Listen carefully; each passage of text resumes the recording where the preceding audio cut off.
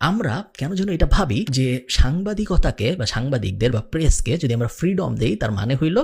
সরকার অপরাধ করবে, সাংবাদিকতার যে সাংবাদিকদের যেহেতু ফ্রিডম আছে তো সাংবাদিকরা এখন এই অপরাধগুলো খুঁজে খুঁজে বের করে রিপোর্ট বানায় জনগণকে দেখাবে যে দেখো তোমাদের সরকার কত খারাপ। ব্যাপারটা কিন্তু অ্যাকচুয়ালি ওইরকম না। আপনি যখন প্রেসকে ফ্রিডম দিবেন, প্রেসের যখন স্বাধীনতা থাকবে, তখন প্রেস পুলিশের ভিতরে দুর্নীতি আছে নাকি খুঁজে বের করবে, সরকারের ভিতরে দুর্নীতি আছে নাকি খুঁজে বের করবে, সাধারণ জনগণের ভিতরে দুর্নীতি আছে নাকি খুঁজে বের করবে, সরকারি অফিসে তো দুর্নীতি আছে নাকি খুঁজে বের করবে, বেসরকারি অফিসে দুর্নীতি আছে নাকি খুঁজে বের করবে। প্রেস একটা পুলিশ টাইপের কাজকর্মই করে এবং এই কারণেই প্রেসকে রাষ্ট্রযন্ত্রের খুব একটা অবিচ্ছেদ্য ইম্পর্টেন্ট অংশ হিসেবে ধরা হয় এবং তাদের ফ্রিডমটা খুব বেশি জরুরি। এই যে ভুল ধরায় দেওয়ার ব্যাপারগুলা, প্রেস যখন ফ্রিডম নিয়ে কাজ করে এবং তারা যখন সরকারকে যায় ফর এক্সাম্পল বলে যে পাসপোর্ট অফিসে তো ঘুষ হচ্ছে, এই বলার ব্যাপারটা, এই ধরায় দেওয়ার ব্যাপারটা আসলে সরকারকেই হেল্প করে ওই ব্যাপারটা ফিক্স করায় যাতে সরকারের উপরে জনগণ আরো হ্যাপি হয়। সো প্রেসকে আপনি যদি ফ্রিডম দেন, হ্যাঁ শর্ট টার্মে মনে হতে পারে যে ও তো আমার এই দোষ দেয়, ও তো আমাকে নিয়ে খারাপ খারাপ কথা বলে, বাট লং টার্মে ও আসলে আপনাকে ভালোভাবে গভর্ন করতেই হেল্প করে এবং এই কারণেই